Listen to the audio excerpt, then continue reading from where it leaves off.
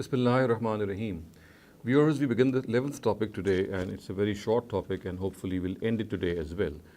This relates to a narrative in which it is recorded that Hajjaj ibn Yusuf in his times changed the Qur'an at 11 places. This narrative has been recorded by Ibn Abi Dawud in his Kitab al-Masahif, and although no Muslim scholar accepts this narrative and all of them reject it because of various reasons which I'll just put before you, but there are some Western scholars who think that Hajjaj was responsible for a minor recension of the Qur'an as a result of this narrative and some of the other evidence they may be having. In particular, I'd like to point out Ellen Jones and John Gilchrist have surmised that Hajjaj was responsible for a minor recension of the Qur'an in which he made these changes. Now, I'll read out this narrative before you and I'll translate it while I read it out before you because it involves Quranic verses, and the changed verse and the original verse is mentioned side by side together with a mention of the name of the surah. So this narrative has been reported by Auf ibn Abi Jamila, and as I said, recorded in Kitab al-Masahif of Ibn Abi Dawud. So the words are an Auf ibn Abi Jamila عن عوف بن أبي جميلة أن الحجاج ابن يوسف غير في مصحف عثمان 11 حرفا. So it says that Auf relates that Hajjaj changed the Musaf of Usman at 11 places, and then he goes on to describe those places. قال كانت في البقرة لم يتسنى وانظر بغيرها فغيرها لم يتسنى بالها. So as you can see on your screens, the corrected version and the version which originally was there is being displayed before you also. So this is verse 259 of Surah Baqarah, in which he actually changed it and appended a ha to it. The second change that he made was in the 48th verse of Surah Ma'idah, and the words are وَكَانْ فِي الْمَائِدَةِ شَرِيَّةً وَمِنْهَاجًا فَغَيَّرَهَا شِرْعَةً وَمِنْهَاجًا.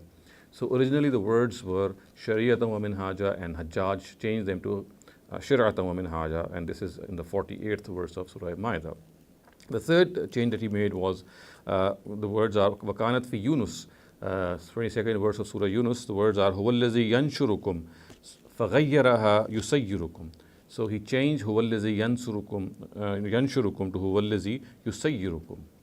Then the next change is the 45th verse in Surah Yusuf, and the words are وَكَانَتْ فِي يُوسُف أَنَا آتِيكُمْ بِتَأْوِيلِهِ فَغَيَّرَهَا أَنَا أُنَبِّئُكُمْ بِتَأْوِيلِهِ. So أَنَا آتِيكُمْ بِتَأْوِيلِهِ was changed to أَنَا أُنَبِّئُكُمْ بِتَأْوِيلِهِ by Hajjaj.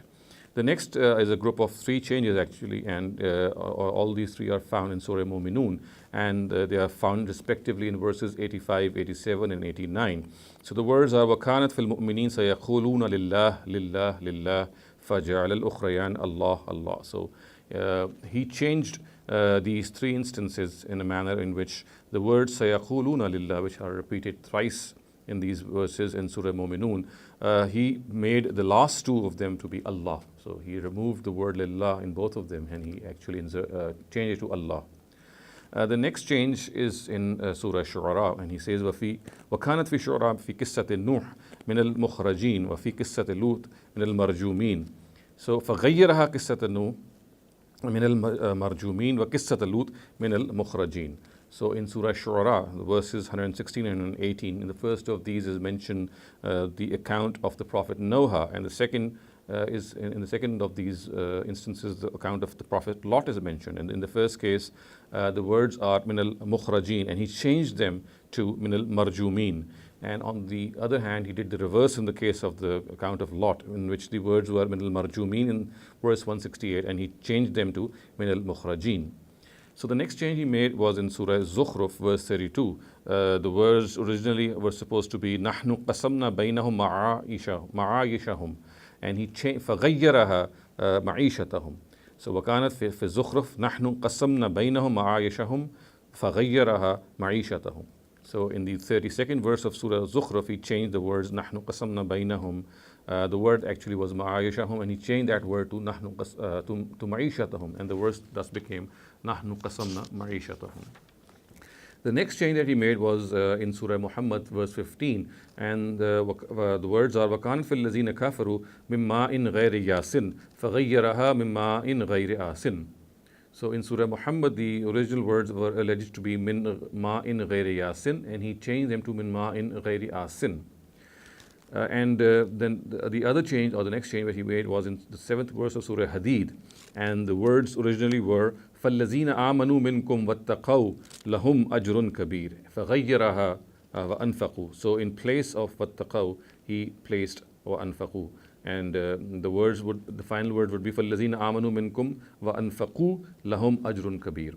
And viewers, the last change that he is reported to have made is in Surah Kuvvirat, and the 24th verse of Surah Kuvvirat.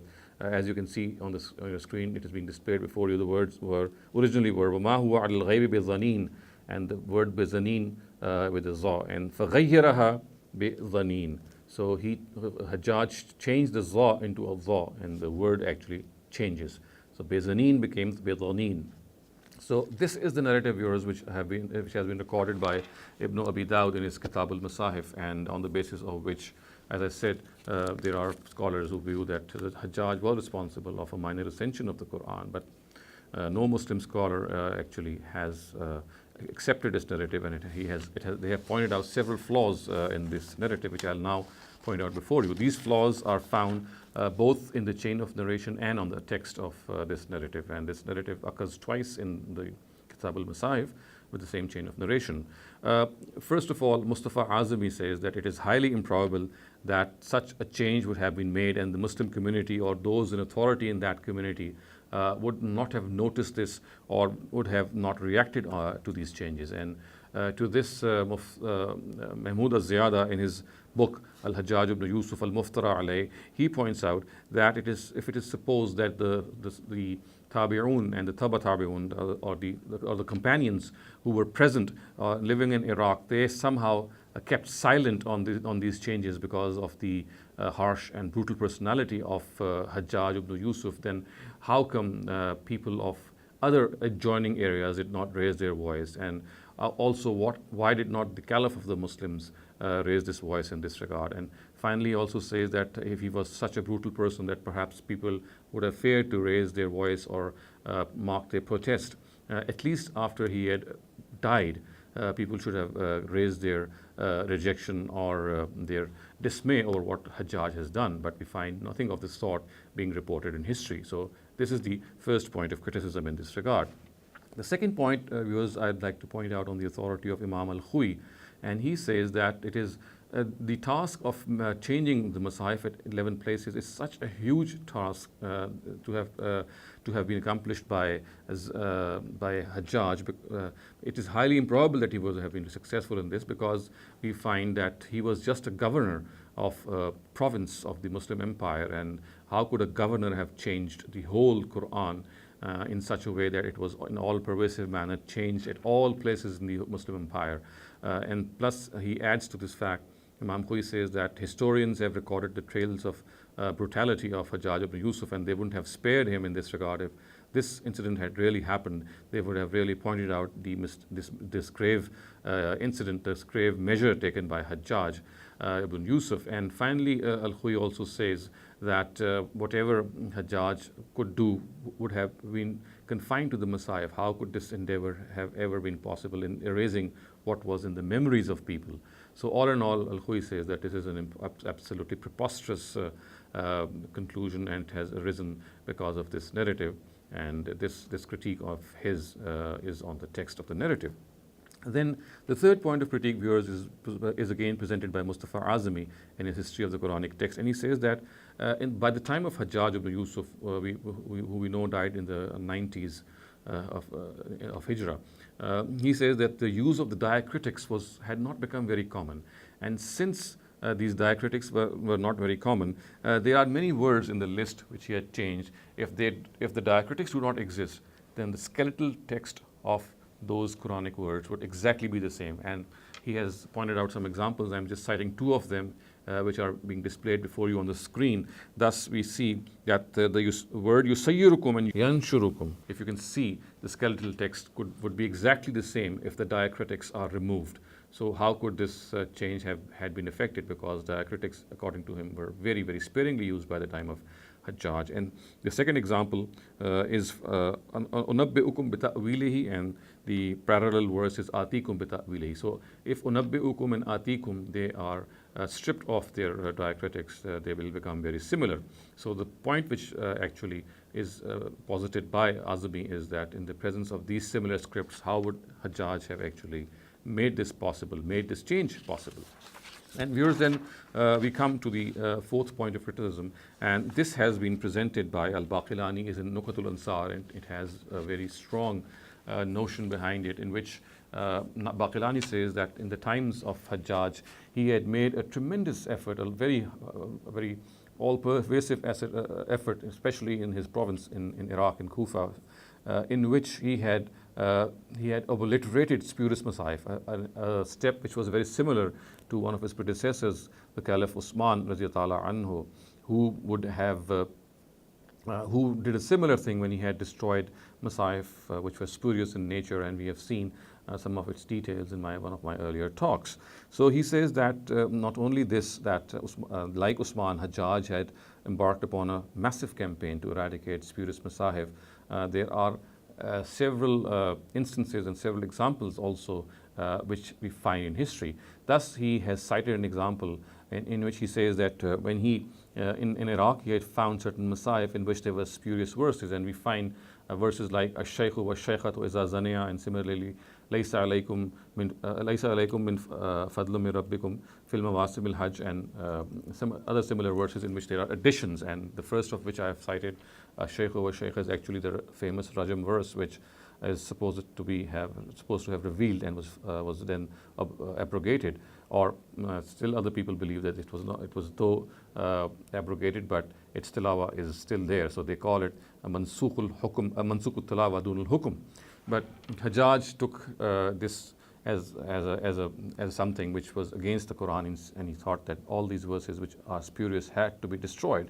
So it is reported by Baqilani that he actually instituted a people of 5 very prominent scholars and reciters and scribes of the Qur'an, and among them was Hasan al-Basri, who led the committee actually. And then we had Abu al-Aliya, Nasr ibn Asim al-Jahdari, Ali ibn Asma, Malik ibn Dinar. So they were ordered by Hajjaj to write out the Masahif and then compare it to the Usmanic Musaf, which was then brought over from his descendants and compared.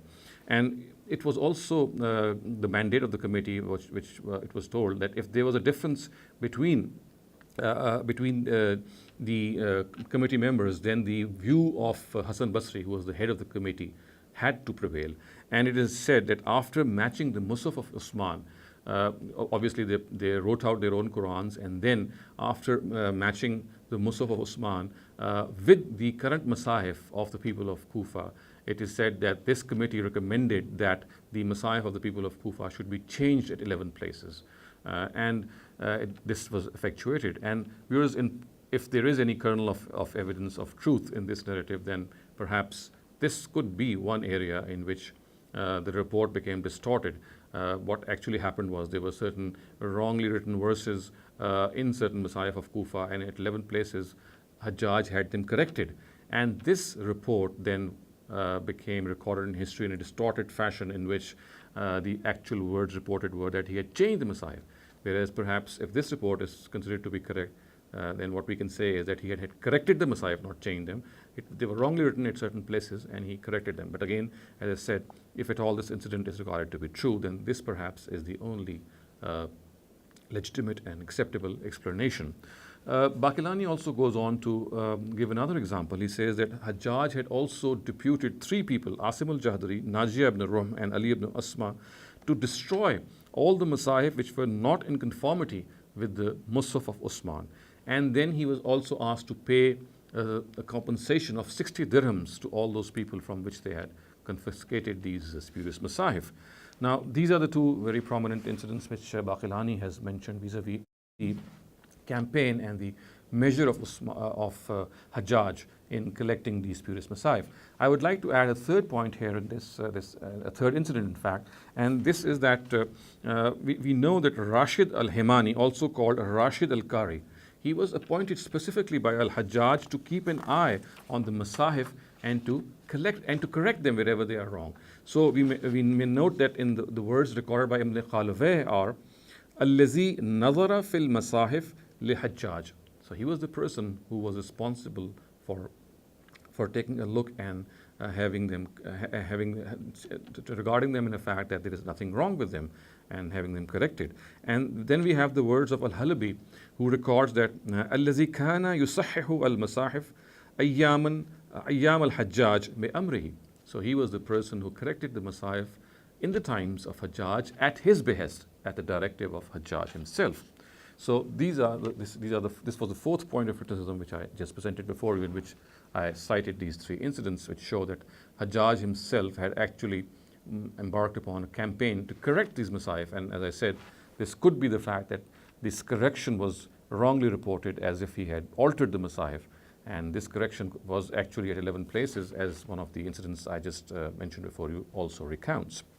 Now, the fifth point of criticism is something which has been put forth by Mustafa Azami, and he's of the view that if these alterations really took place, would not they have provided the Abbasids a perfect legitimate plea to exploit and defame the Umayyads, because obviously Hajjaj was an Umayyad, and we know that Abbasids had a lot of venom for them, and they raised a number of objections and critiques on the Umayyad Caliphate, and this could have been a very easy prey for them, but we find there's no such thing being reported in history. Now, the sixth point of criticism is that the nature of these changes themselves are so trivial that a person like Azami or Mustafa Azami says that what good were these changes, because they actually hardly changed the respective verses themselves, and the accusation he himself says it seems quite baseless. And Al-Baqillani says that what good were these changes, because they were not helpful in any way in this regard to affirm the caliphate of the Umayyads, which we know to whom Hajjaj so willingly submitted. So what good were these changes, because they would have played no role between the Abbasid and the Umayyad struggle. So this is the sixth point of criticism which I have just put forth. And finally, viewers, I would add to these 6 points my own seventh point, and that is that this narrative is something which of the nature of those narratives in which if an incident reported in it really occurred, the nature of this incident was such that it should have been reported by numerous people. It should have been reported by numerous people in numerous stages of that narration.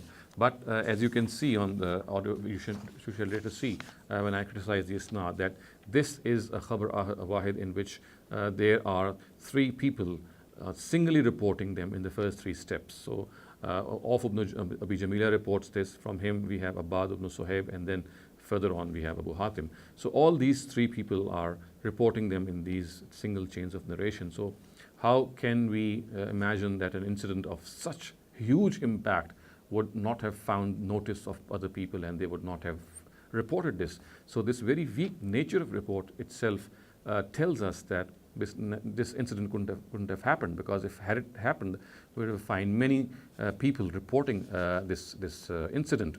And not only this, that we find this narrative to be a gharib, because in each of the first three tiers of its transmission there are just single people. We also find that there are objections and problems regarding certain narrators, which we shall discuss when I come to the critique on the chain of narration.